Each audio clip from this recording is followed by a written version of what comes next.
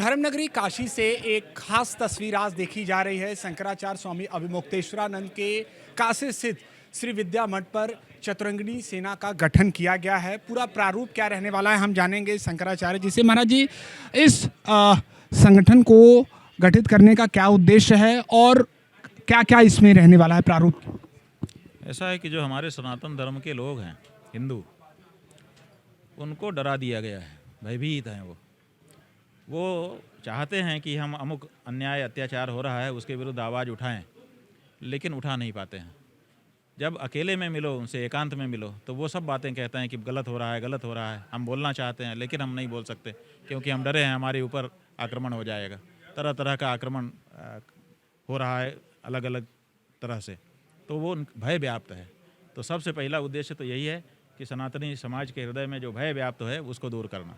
उसके बाद गौ माता की रक्षा तो प्रत्यक्ष उद्देश्य है ही है। इसके लिए हम लोगों ने कदम आगे बढ़ाए थे, जिसके बीच में ये सब हो रहा है। और तीसरे ये है कि जो हमारे सनातन धर्म के प्रतीक हैं, उन प्रतीकों की रक्षा हो। महाराज जी, आपने शुरू से ही गौ माता की रक्षा को लेकर बात कही है। बीते दिनों कुछ ऐसी घटना भी उत्तर प्रदेश में हुई जिसके बाद लगातार सवाल उठ रहे हैं। वहीं प्रशासन का ये कहना है कि वह एक हादसा था। फरसा बाबा की हम बात कर रहे हैं। आपको लगता है कि अब सरकार इस मामले पर पूरी तरीके से फेल है, नियंत्रित करने में सक्षम नहीं है? ऐसा है कि गौ माता की रक्षा का जहाँ तक प्रश्न है, उस मामले में हमने पहले ही बता दिया है कि बिल्कुल फेल है। आप देखिए, अभी परसों मुख्यमंत्री जी ने बैठक की, आप लोगों के चैनल में देखा गया। वो कह रहे हैं कि हर गौशाला में जो आश्रय स्थल हमने बनाए हैं वहाँ पे भूसा रहे, ये सुनिश्चित करो। ये कहने की बात है? मुख्यमंत्री के स्तर पर क्या ये कहने की बात है कि हमने जहाँ गौशाला बना के गायें रख दी हैं वहाँ भूसा रहे, ये सुनिश्चित करो? इसका मतलब है कि भूसा ही नहीं है वहाँ, तो बाकी चीज़ क्या होगी? और ऐसे वीडियो पब्लिक हो चुके हैं कि पूरे गौशाला में सैकड़ों गायें हैं और भूसा एक दाना भी नहीं। हमारे पास भी वीडियो आ गए, लोगों ने जा के बना करके भेज दिए।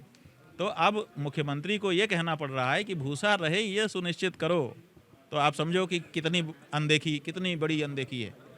तो इसलिए इस मामले में पूरी तरह से असफल रहे हैं, ये बात तो सच है।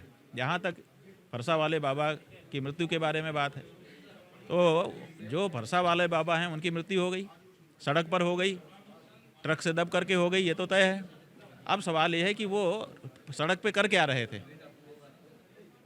आखिर किस लिए सड़क पर खड़े थे? वो गायें जाती रहती हैं, जाने कितनी हजारों गायों का ट्रक वो पहले पकड़ चुके, और फिर वो गायों का ट्रक पकड़ने के लिए खड़े थे कि यहाँ से गायें ट्रक में भर के जाती हैं, हमको पकड़ना है ताकि उनकी हत्या बच जाए। तो आखिर सरकार के रहते और तथाकथित ये गेरुआधारी के रहते, अगर किसी साधु महात्मा को सड़क पे जा कर के इस आशंका में कि गायें जाएंगी खड़ा होना पड़ता है, क्या ये अच्छा संकेत है? तो आखिर तो वो गाय के बचाने के लिए गए थे सड़क पर और उसी में मारे गए। एक्सीडेंट में मरे कि चढ़ा दिया, क्या किया, वो अभी विवेचना का विषय हम नहीं बोलेंगे। लेकिन इतना तो तय है कि वो गौ रक्षा के लिए सड़क पे जाके उस समय खड़े हुए थे और उनको स्वयं जाना पड़ा पुलिस के होते हुए। तो मुख्यमंत्री की असफलता नहीं है तो क्या है? जी, ये गौ माता की रक्षा की बात हो गई, लेकिन बीते दिनों कुछ ऐसी घटना हुई है जिसके बाद कानून व्यवस्था को लेकर भी अब सवाल उठ रहे हैं। गोरखपुर और वाराणसी के एक प्रतिष्ठित कॉलेज में आपको लगता है कि जिस कानून व्यवस्था की बात कही जा रही थी, पीठ थपथपाई जा रही थी, वो दावे कुछ और थे और हकीकत कुछ और? अब इसमें कहना क्या है? अब तो हालत ये है कि लोग उत्तर प्रदेश में बलात्कार करते हैं लड़की से और वहीं खेत में गाड़ करके चले जाते हैं, कोई डर नहीं है।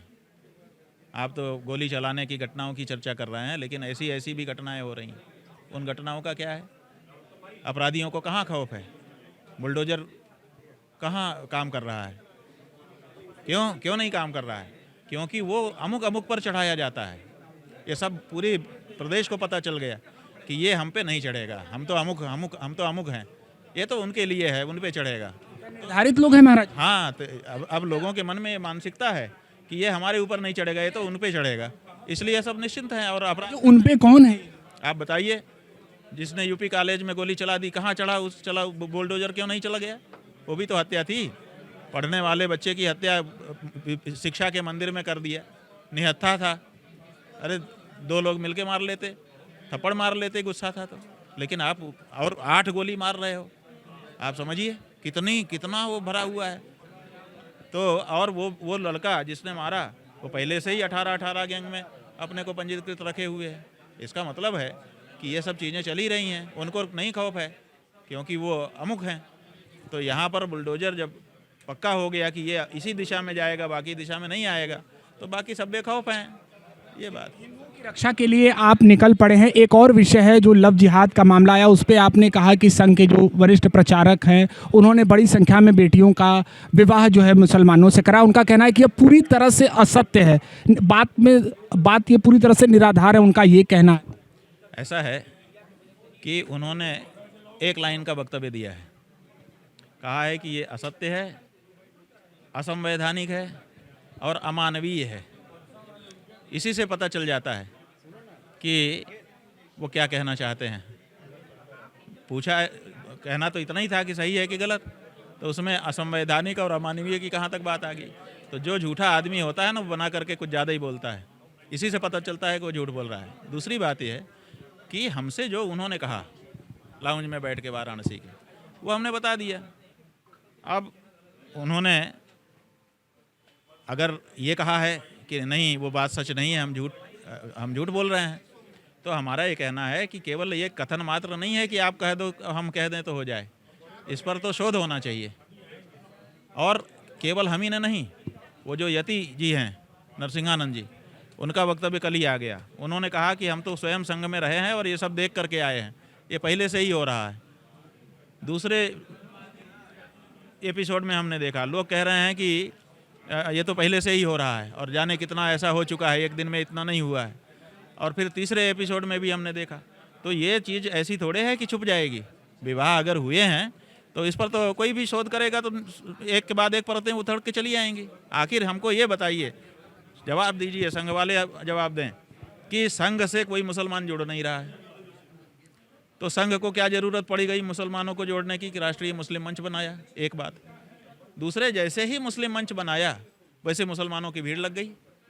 आखिर मुसलमानों को आप कौन सी रेवड़ी वहाँ पर दे रहे हो कि वैसे तो आपके पास आना अच्छा नहीं समझते वो लोग, आपका नाम लेना अच्छा नहीं समझते, और वहाँ मुस्लिम मंच नाम के उस पर भीड़ लगी हुई है।